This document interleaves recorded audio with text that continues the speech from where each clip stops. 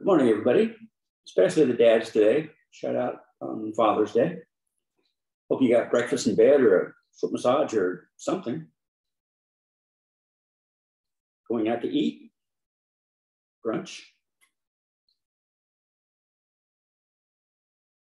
I say that because the subject matter of this morning is going to be a little controversial.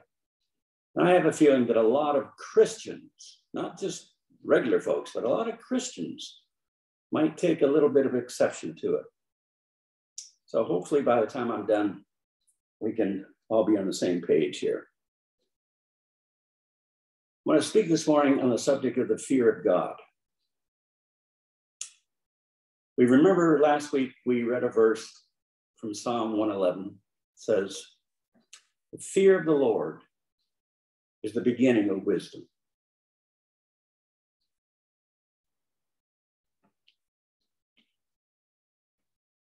Jesus, a lot of times in his ministry, he used the expression, fear not, fear not, fear not.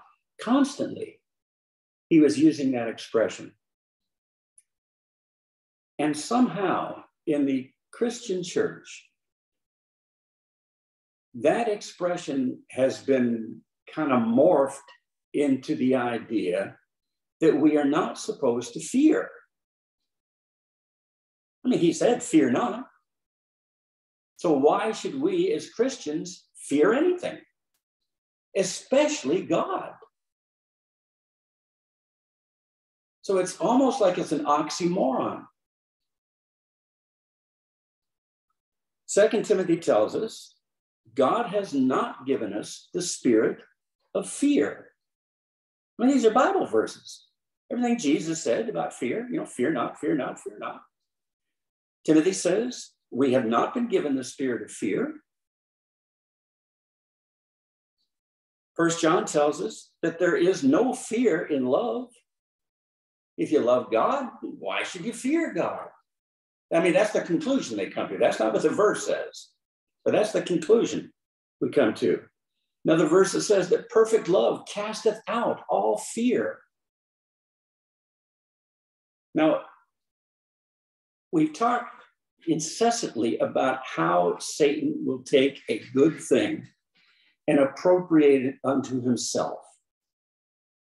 And I think before we even really get into this thing, we can see where the pitfalls might be that Satan will take advantage of. Jesus used the expression, fear not. Perfect love casteth out all fear. God has not given us the spirit of fear.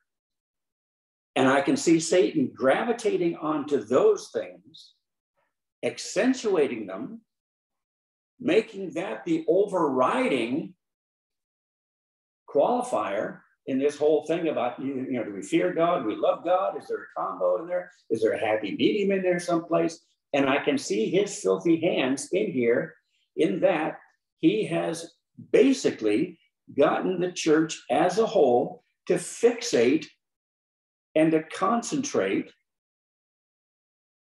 on the love of God to the exclusion of everything else about God. For God so loved the world that he gave his only begotten son. We can't argue with that. That's a Bible verse.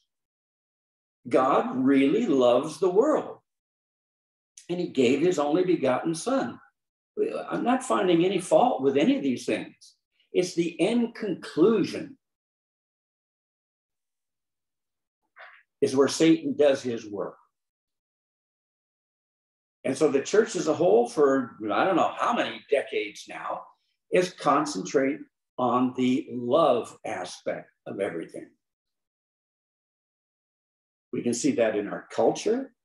We can see that in the churches. We can see that every place that we go. The fixation on the love aspect. Of course, verses like, our God is a consuming fire, that's not allowed anymore. It is a fearful thing to fall into the hands of a living God. Forget that one. That's out the door. You see what I mean? We cherry pick what we want to concentrate on. And at the end of the day, the results of that cherry picking are disastrous for us.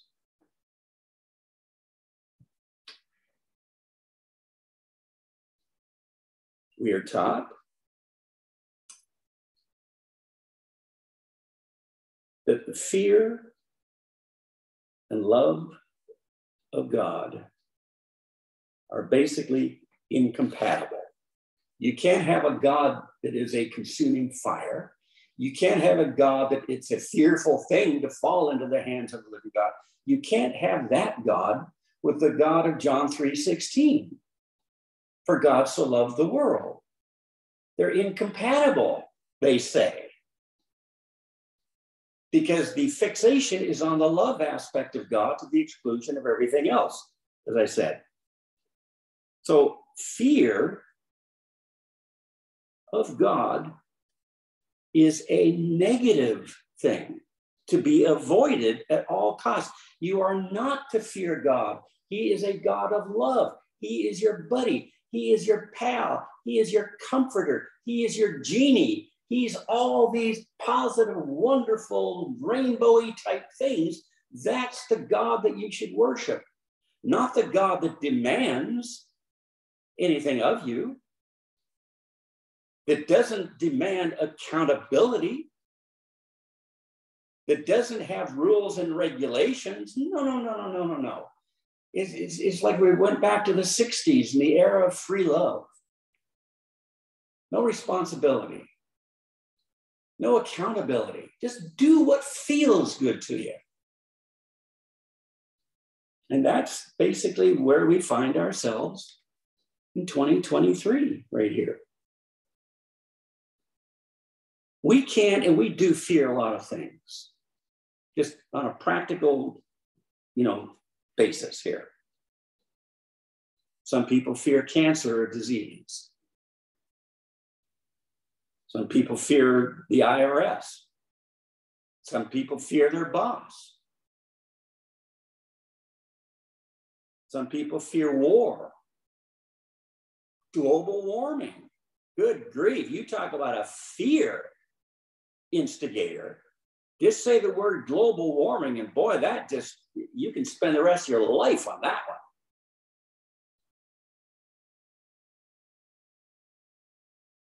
But we don't fear God, do we? I mean, some do, obviously, some do. But the vast majority of people, even Christians, do not fear God the way that we should. I'm not talking about the world right now. I'm talking to Christians in this respect. How many Christians, and maybe you yourself do this, how many do you hear use the expression GD this? You know what I'm saying? G damn this. Or the expression JC this. And we use it in an expletive type thing when we get mad, when we get frustrated, when you want to emphasize a point. God's name is used in vain all over the place.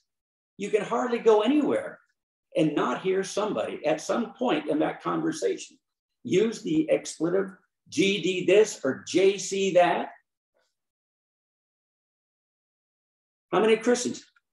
Oh my God. Oh my God. That's taken God's name in vain. You can't find another Anglo-Saxon term to express your feeling or to make an emphasized point without dragging God's name into it. You see how insidious this is? God's name is a good thing. So how can using God's name be a bad thing? It's easy when you take God's name in vain. He sits up there 24/7, and how many trillions of times a day probably? There's roughly 8 billion people on the earth. Probably 90% of them don't know God. And out of that 10% that might know God, probably 50% of them use these types of words or these types of expressions all day long, and they never think anything of it. We don't fear him. We don't respect him. Psalm 33.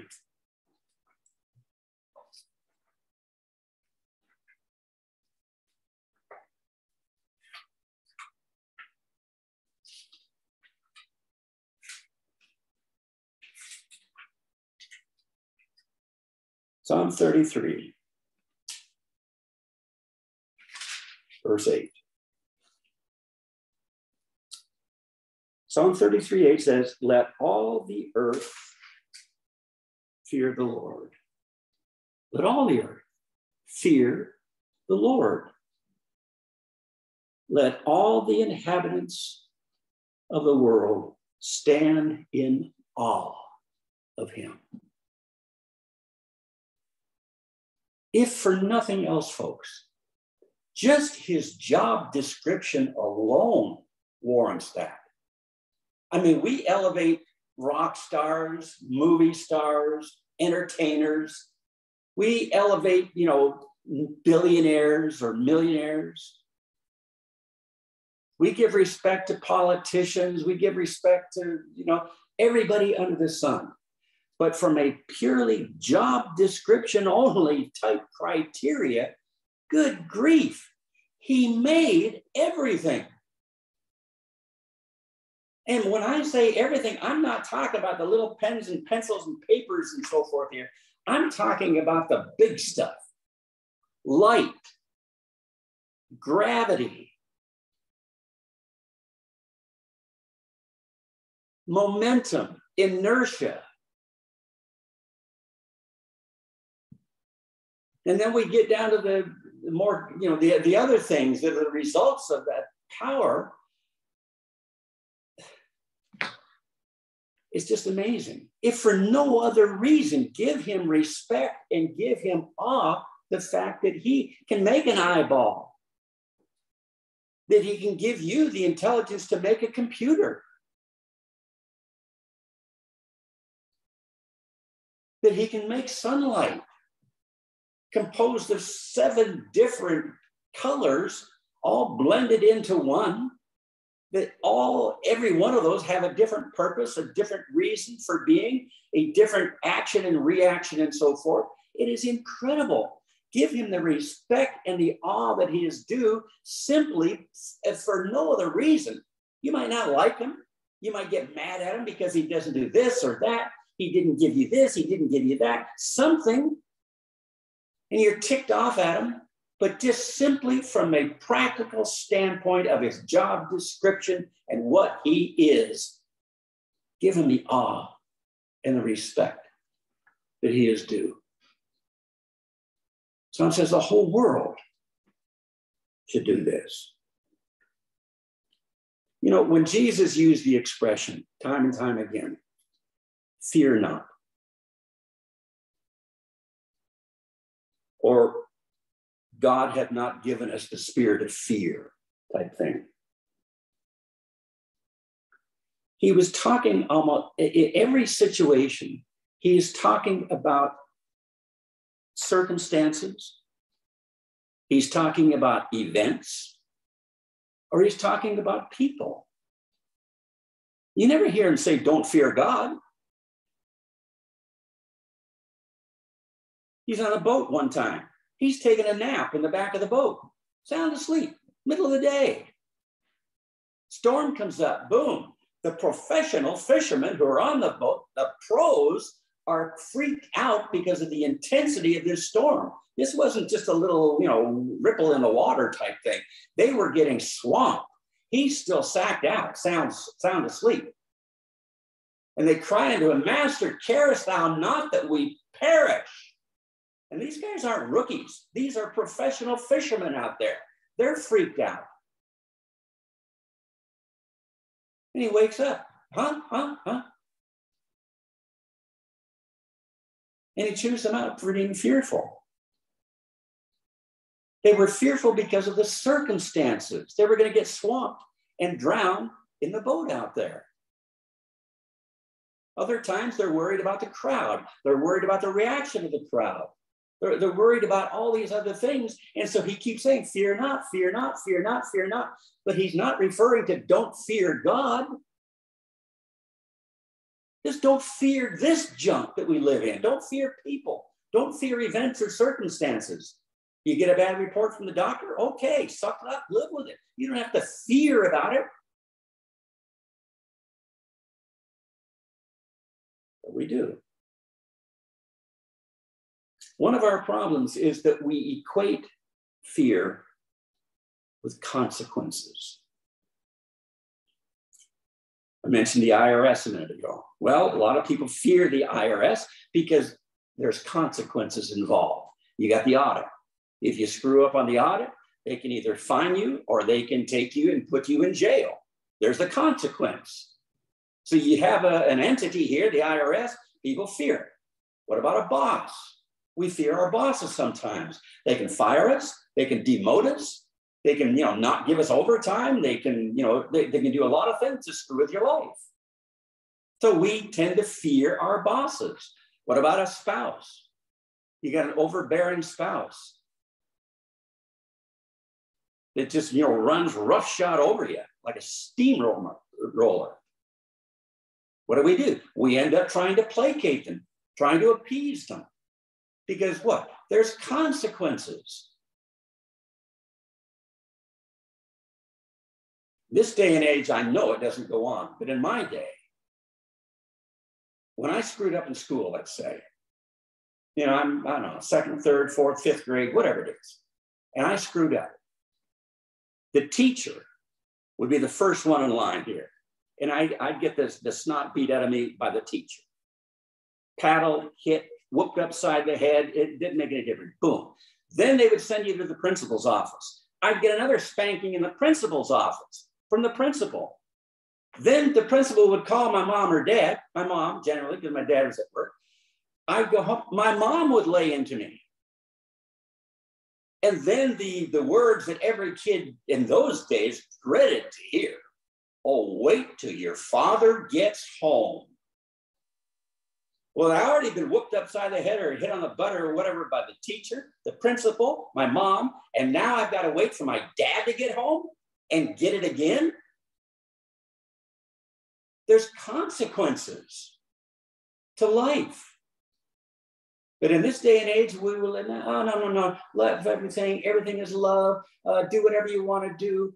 There's no consequences. There's no comeuppance. Just live life the way you want to live it. And unfortunately, a lot of that attitude has trickled into the church. There's no such thing as church discipline anymore. Used to be in the old days, if there was a congregation, let's say 100, 200, 500 people, whatever it happened to be, and there was a couple in that church that were committing adultery. And if the preacher found that out, he would call them out from the pulpit. Now, he'd usually have a counseling thing first, to see what their reaction is going to be. But if they blew them off, if they just said, you live your life, we live our lives, the preacher literally would call them out from the pulpit, name names, and say what they were doing. That's called church discipline. And they would either leave the church or they'd get their act together or so forth. But it wasn't a cancer within that body of people that was going to spread and influence other people. Oh boy, they're doing it. Maybe we can get away with it. Church discipline, that's gone now. You can do whatever you want to do. And everybody's got to love you because God is love. You see how this circular reasoning goes? Matthew chapter 10. Jesus is going to tell you who to fear.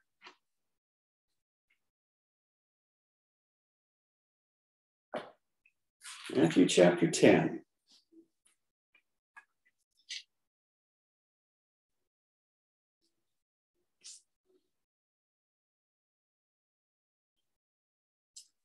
Jesus speaking here in Matthew chapter 10, verse 28. And fear not them which kill the body. That's just anybody out there. You don't have to fear them. But are not able to kill the soul, but rather fear him which is able to destroy both soul and body in hell. That's God, folks. I mean, Satan might lead you down the golden path there. You, of course, will follow suit. But at the end of the day, at the great white throne, it is God who is going to pronounce the ultimate final judgment on you. He says, you don't have to fear men. What can they do? You know, they can demote you, they can fire you, they can fine you, they can throw you in jail. Oh, okay, those are bad things. Nobody wants that. But he says, you got to get your act together and get your priorities straight. If you're going to fear somebody, you fear the person who can put you in hell. But we don't. We use his name in vain. We treat him like, you know, a genie. When we want something, oh yeah, we're in prayer then. Oh God, give me this. Oh God, take that away from me. Oh God, help me here.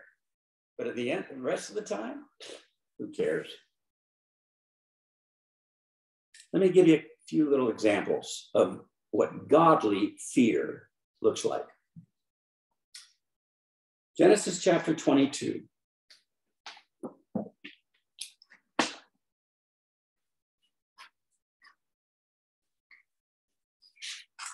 Abraham.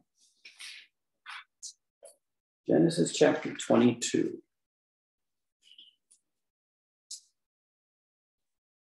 A quick little background thing on the story of Abraham. You remember Abraham and his wife Sarah, she couldn't have kids. And they wanted a kid more than anything in the world. God knew that. And so God makes Abraham a whole lot of promises. I mean, monster, generational promises, all centered around this kid that God is going to let them have. You know, your seed is going to be like the stars of the heavens. Your seed is going to be like the sand of the sea. Kings are going to come from you. Nations are going to come from you. All these promises were all focused and centered on one little boy, Isaac. That's it. Isaac, now he's born and he grows up. He goes through, you know, puberty and so forth. He's a young man. He could be, and I kind of think he's around 33 years old at this point. And God comes to Abraham and he says, Abraham, hey, how you doing? Hey, great, God, what's up? I got a thing for you here. What's that, Lord? I want you to take your son, your only son, Isaac, and I want you to give him as a burnt offering to me. I want you to kill him. Now, that in and of itself is bad enough. But when you factor in the promises that God had made centering around the life of this kid, I can imagine the confusion in Abraham's head. But God, you said, blah, blah. God, you said through him is going to do this. Through him is going to do that. And you're asking me to now kill him? What does that deal about? We don't see anything like that in Abraham's response to God. We don't see anything like that. Abraham gets up. He says, okay, Lord. Hey, Isaac, grab the wood, throw it on the donkey. Let's go. And you know the rest of the story. Abraham lays him on the altar with the wood. He's got his knife ready to plunge, and God stops him. And this is what he says in verse 12. Genesis 22, verse 12. And he said, this is God speaking now. He said, lay not thy hand upon the lad, neither do thou anything unto him. For now I know that thou fearest God. Are you joking me? Now God knows that he fears him? Like God didn't know 10 trillion years before Abraham was even born that Abraham was going to do this? Of course he did. This is for Abraham's benefit. And what is the expression? Now I know that you what? You fear me. Now that fear, that relationship of that fear that Abraham and God was into, that wasn't a mortal, dread. Oh no, God's coming. Oh, I gotta hide. That was Adam and Eve when they screwed up. But for Abraham, his relationship with God, every time that they came together, it was one of camaraderie. It was one of love. It was one of respect. It was one of adoration. But God uses that term fear. We have made fear into a dread type thing. Oh no, you can't fear this. Oh, you can't fear that. That's not healthy. That's not normal. God wants you to fear him. God demands that you fear him. Like I said, if for no other reason, just as job description. You fear your boss, you fear your wife or your husband. Some people fear their kids. But you can't fear God? Hebrews chapter 11.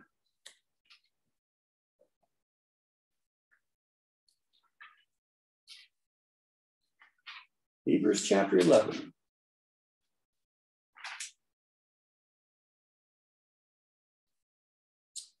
In Hebrews chapter 11, look at verse 7.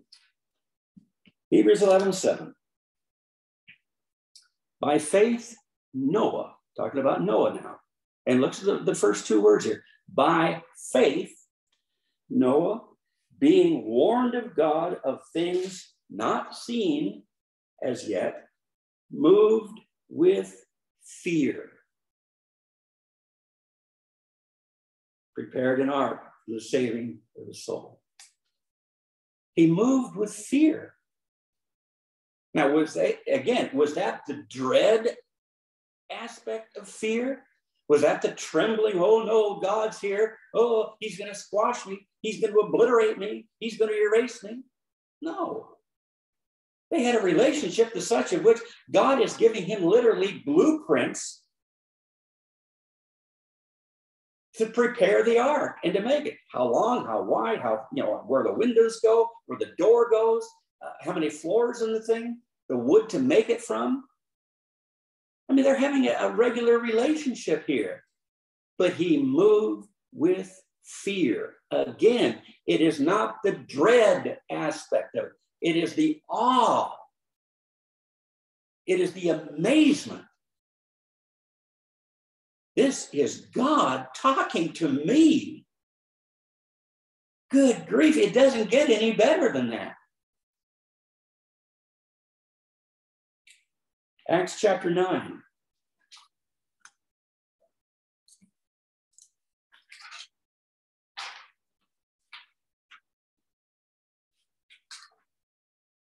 Acts chapter 9, verse 31.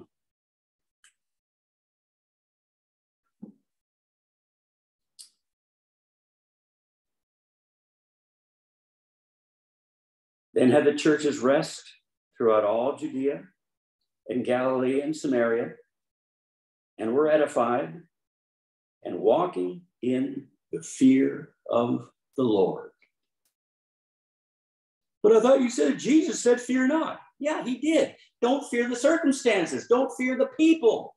Don't fear the events. But you better fear God. Walking in the fear of the Lord and the comfort. See, again, in our world now, in our culture, two incompatible words, fear and comfort. Just like in Noah, faith and fear. The words are correct. It's just that we have basically changed the meaning and the focus and the thrust of what these words mean.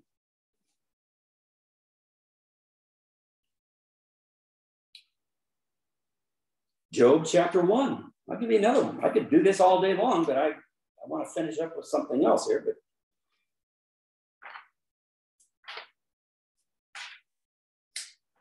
Nobody got hammered in this world more than Job, basically. I mean, he is the epitome. He is the poster boy. That's why God gave him a whole book in this thing. Over 40 chapters just on the junk that this guy was subjected to. Job chapter 1, verse 1. There was a man in the land of Uz whose name was Job. That man was perfect and upright and one that feared God and eschewed evil. Job didn't get picked because he was a lousy scoundrel. This wasn't comeuppance on Job, all the junk that happened to him for 38 chapters in here. Job was not being whooped upside the head or taken to the woodshed or anything because of the evil life that he had lived up to this point. God is saying here, a perfect and an upright man, one that fears God and eschews evil. He wants to avoid evil. He's doing the best that he can. And look how God dumped on him. God is trying to make a point here.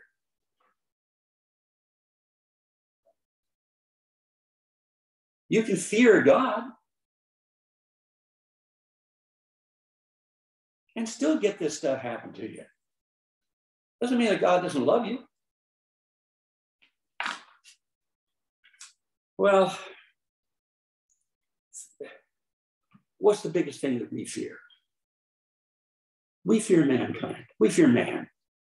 Like I said, whether it's your boss, whether it's your spouse, whether it's, a representative of the government, whatever. And what human nature is this: if we fear something, we tend to want to please that person. We know the buzzwords, we know the triggers, we know the buttons to push and so forth. And so a lot of times we'll go out of our way to placate somebody, to kiss up to somebody, to appease somebody. We don't want to get on the bad side. We don't want to make them mad at us. We don't want us to stand out and be recognized. We just rather slip under the radar and live our lives. And so we tend to appease. We tend to please people. Fear God. I'll tell you this. The Bible is very, very clear. Fear God, and you'll want to please him. Noah feared God, and it moved him to build an ark. Job feared God, and it said he eschewed evil. Abraham feared God, so he gave God whatever God wanted, even if it meant, the bottom line, the end result of that mental process that that Abraham had to go through when God said, take your son, your only son, Isaac, and kill him. You know the thought process that was going on in the back of Abraham's mind? Okay, on one hand, God made me a promise, and this was a unilateral promise. In other words, it was a one-sided promise. Usually contracts are between two people. They both sign on the dotted line. In this particular contract, it was a unilateral, one-sided thing. God made that promise without wanting to elicit any response from Job as far as, okay, I'm God, I'm going to do this, but you have to do that. I'm going to give you this, but you have to give me that. There was none of that in that initial thing, and Abraham knew that. He was a smart businessman. He knew contracts. He knew obligations and so forth. And he knew that after Genesis chapter 15, when God made that unilateral promise to him, that, hey, I don't have to bring anything to this party. This is all God. So if God made all these promises involving my boy Isaac, and now he wants me to kill Isaac, God only has one outlet left. He only has one path that he can take. And Abraham sits there and he says, you know what? God's got to resurrect him. Or God's a liar. God didn't say any kid. I could have another kid and God could do the promised thing. No, no, no. He was very specific through this boy, Isaac. So if God wants me to kill him, boom, he's going to have to raise him from the dead again. That's why you don't see any hesitancy in Abraham. You don't see any reluctance. He didn't talk it over with his wife. He didn't have a confab over the breakfast table with her. He didn't get her approval. He just said, okay, God, you want it? I'll kill him. I'll kill him dead as a doornail. And he was ready and able.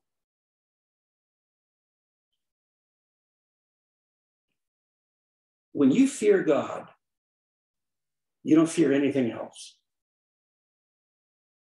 It's that simple. The storm was going to kill those guys in the boat. Jesus says, don't fear. People were diseased, crippled, fill in the blank of all the things that they had. Jesus said, don't fear. Don't worry about it.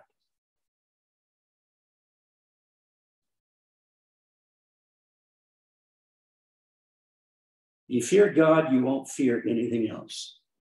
If you fear man, when I say man, I'm talking about all these other things that we mentioned. You know, the IRS, your boss, your spouse, blah, blah. COVID, global warming, whatever. If you fear these things, you don't fear God. It's that simple. You fear God, you won't fear anything else. You fear everything else, you're not going to fear God.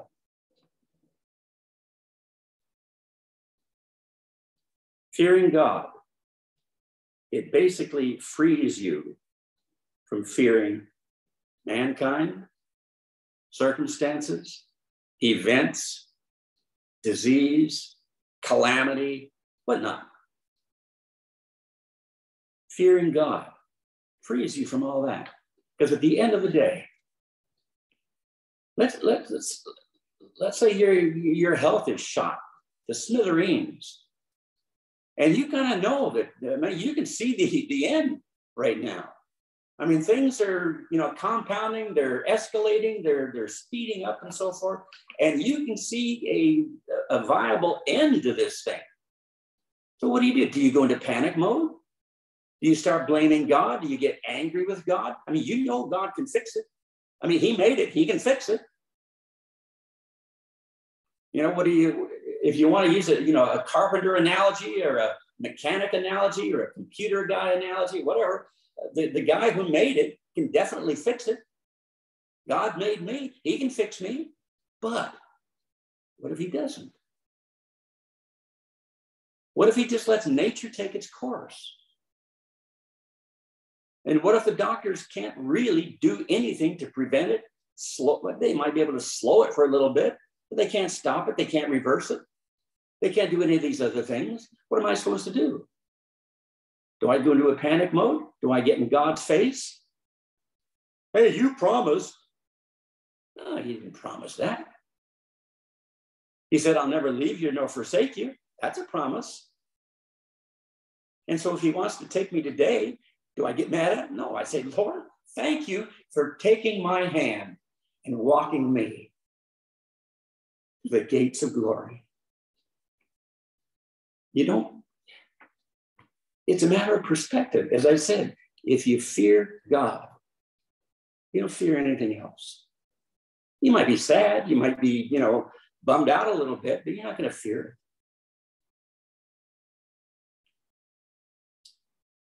But the fear of man, it supersedes our ability to fear God. Look in Proverbs chapter 29.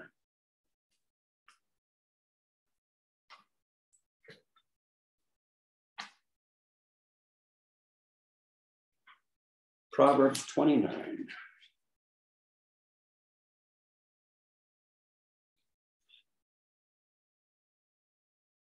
Verse 25. The fear of man bringeth a snare. But whoso putteth his trust in the Lord shall be safe.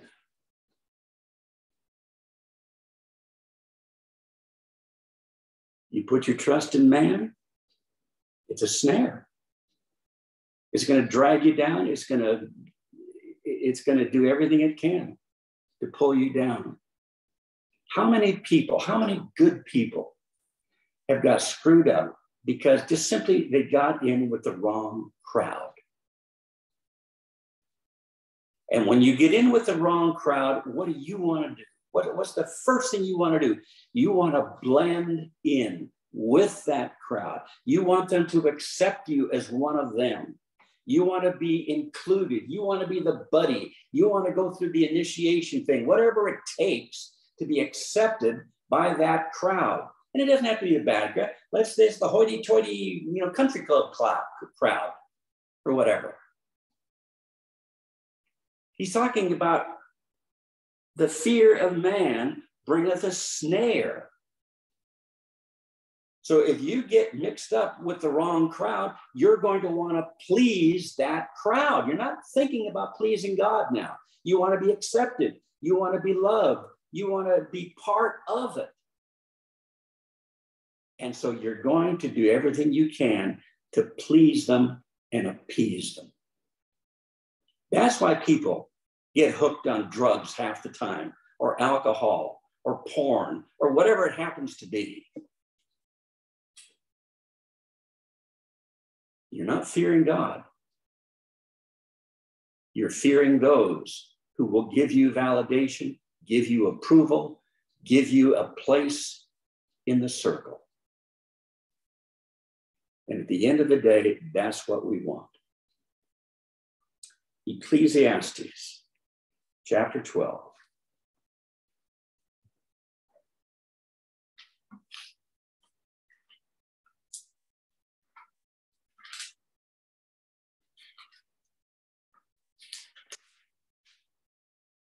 And with this verse, Ecclesiastes chapter 12, verse 13.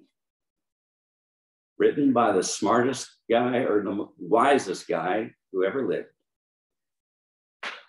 He says, let us hear the conclusion of the whole matter. This is it. This is the conclusion of the whole matter. In a nutshell, in one verse. Let us hear the conclusion of the whole matter. Fear God and keep his commandments, for this is the whole duty of man.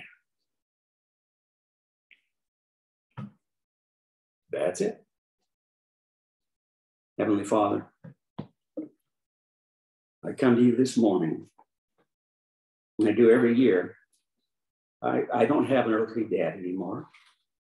My dad died a long time ago. Don't have any grandpas, obviously. They died a lot earlier.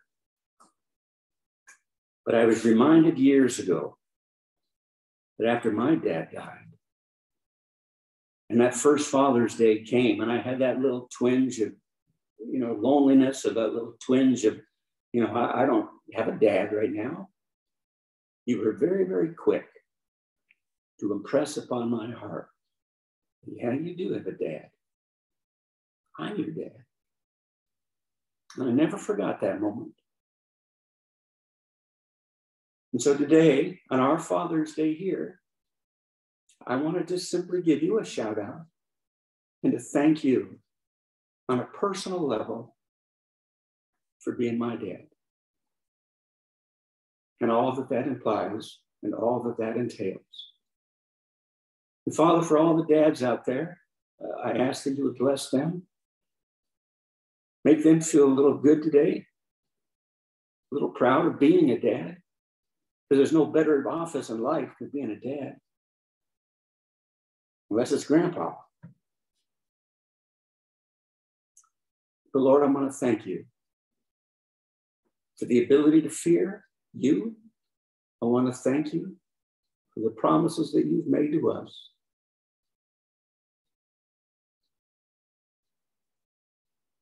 I can't think of anything else, Lord, but to say thank you. Thank you in Jesus' name.